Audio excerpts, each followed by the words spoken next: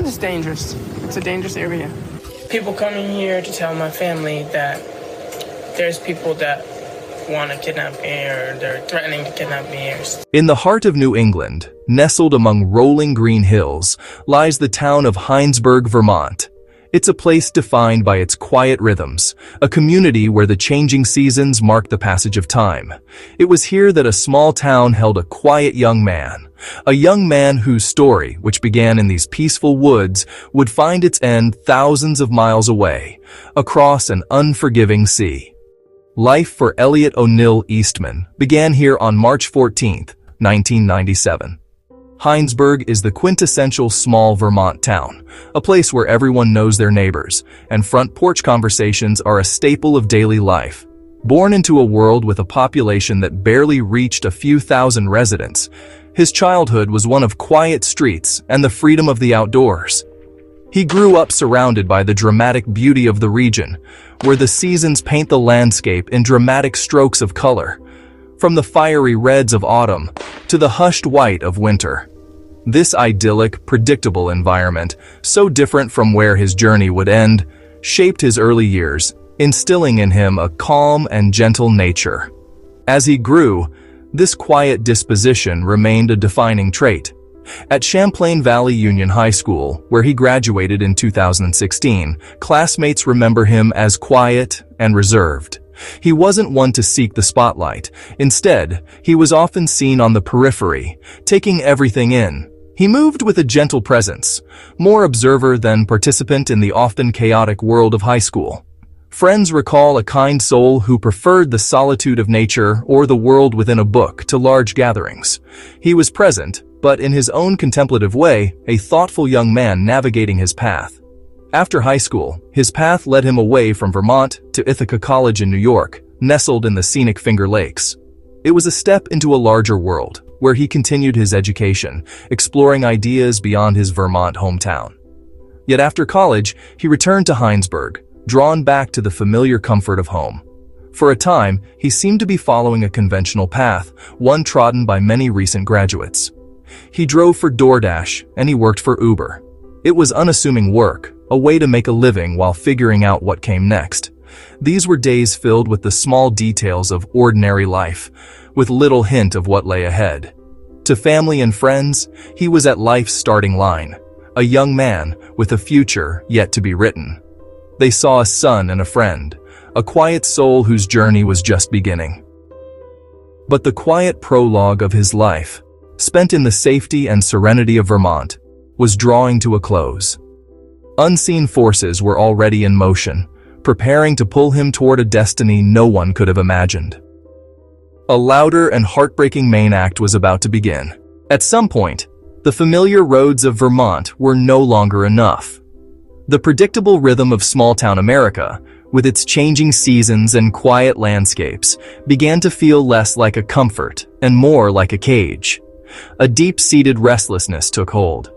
Elliot Eastman made a decision that would irrevocably alter his life.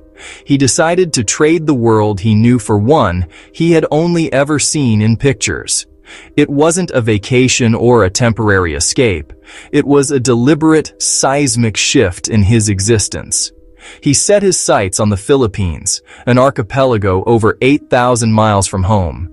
But his destination wasn't the bustling expatriate hubs of Manila or the tourist-friendly beaches of Cebu. Those well-trodden paths held little appeal.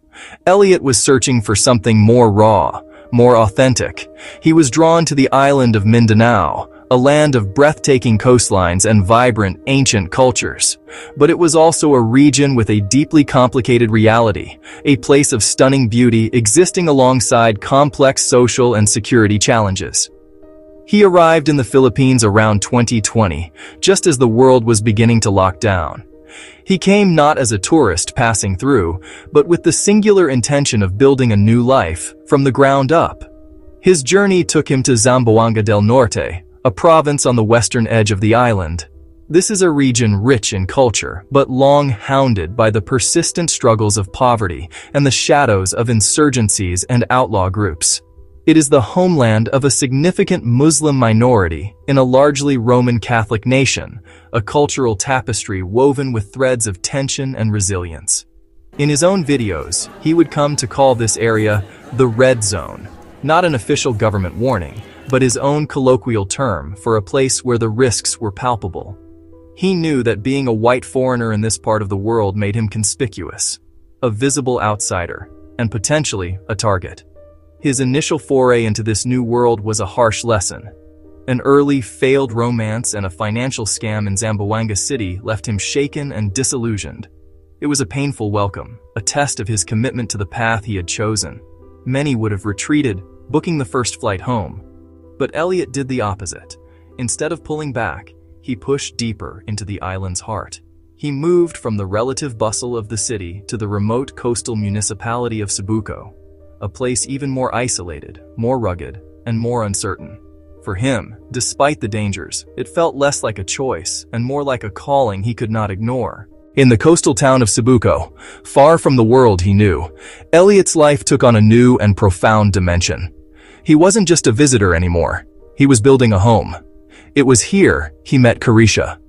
Their connection grew quickly, rooted not in grand gestures, but in the quiet, shared moments of everyday life. They found a simple rhythm together, navigating the local markets, sharing meals with her family, and finding joy in a life stripped of modern complexities. Their relationship blossomed into a deep and committed love. Embracing Carisha's world fully, Elliot made the significant decision to convert to Islam. This was more than a formality. It was a gesture of profound respect and integration into the community that had welcomed him. In doing so, he adopted the name Muhammad, a new identity to mark his new beginning. About 5 months before he disappeared, they solidified their bond in a traditional Sama wedding ceremony. Surrounded by family and community, the vibrant, intimate celebration was a testament to their union, weaving together ancient customs and the promise of a shared future. As Muhammad, he lived simply, fully immersed in his new life. He was part of a family, a faith, and a community. Yet, the reality of his origins was an undeniable undercurrent. Being a foreigner, particularly an American, in a region designated a red zone for its history of instability and kidnappings, meant he was always visible, always an outsider in the eyes of some. This duality, of belonging and being conspicuous, was a constant in his life. To bridge the distance between his two worlds, he maintained his YouTube channel, Elliot Eastman. It was a small corner of the internet, with just over 1,300 subscribers. For Elliot, it served as a digital diary and a lifeline to family and friends back home, a way to show them the life he had chosen. In his own words, he introduced his world with a characteristic blend of sincerity and awareness. Hello everyone, I'm Elliot Eastman. I came to the Philippines, where I met the love of my life, in the red zone. His videos were not polished productions. They were raw, unfiltered glimpses into his surroundings, the local culture, and his own reflections. He filmed the bustling streets, the quiet moments with Carisha, and the gentle rhythm of village life. For his family in Vermont, and for the small community of viewers who followed him, the channel became the only window into his new reality. He spoke gently, often directly to the camera, about his love for Carisha and his decision to stay despite the acknowledged dangers. He would explain that the richness and beauty he found in Sabuco was, for him, a risk worth taking. He wasn't naive about the threats, but he was steadfast in his choice. Today that channel stands frozen in time, a poignant and permanent memorial. The videos, once a living document, are now an archive of a life cut short. They capture a young man fully alive, a man who chose to embrace both the profound beauty and the inherent risk of his path. In these digital echoes, we can still see his face. We can still hear his voice, and we are left with a heartbreaking contrast between the vibrant life he recorded and the silence that followed. In weeks before his abduction, his tone darkened. He spoke of sleepless nights and the constant sense of threat. The place where he was can be scary, he said. He spoke of receiving threats, vague about their source. He said he was not liked, that some wanted bad things to happen to him. Individuals were informing his family of plots to kidnap him. Authorities warned him, as a foreigner here, he was vulnerable. As long as I'm here, my life is still at risk, you know. That's the reality. On October 17, 2024, danger arrived at his door. 4 armed men came to his home in Sitio Tungawan, Barangay Poblacion, Cebuco. Posing as police, they created confusion to lower resistance. Police later said at least one carried an M16 rifle. Elliot resisted with desperate courage, but he was overpowered. He was forced onto a motorized banca and taken out to sea. The search began. Police and military assets scouring sea and shore. No ransom. No word. No sign. Only a dreadful silence. What happened on that boat became the agonizing question.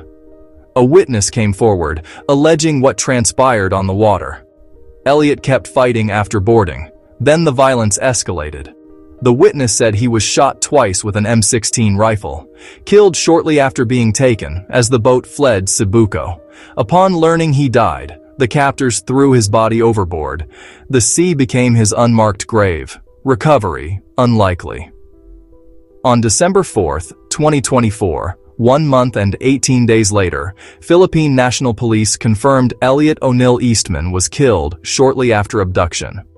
Shock rippled through Cebuco and across the world to Vermont. A life that crossed oceans ended upon the water, his body lost to the depths. Hope gave way to certainty and grief. The investigation intensified, shifting to murder and kidnapping. Police Brigadier General Jean Fajardo said 3 suspects were in custody. The central question remains, why was he targeted? Theory: a kidnapping for ransom gone wrong, common in the region. His resistance may have led captors to panic and kill him. Other speculation included possible inside involvement, even rumors targeting his wife. Authorities have shared no evidence supporting these claims, and harassment is discouraged while the investigation continues. The impersonation suggests planning, perhaps an organized group. Were they hired hands? Who ordered it? Many details remain unknown. The most haunting question endures. Will the sea ever give him back? This is a human story of a quiet son and student seeking meaning. A driver who wanted something more. He found love with Carisha and a new identity in faith. He built a small, rich life and told it in his own voice. He will be remembered for how he lived, quiet courage in a dangerous place.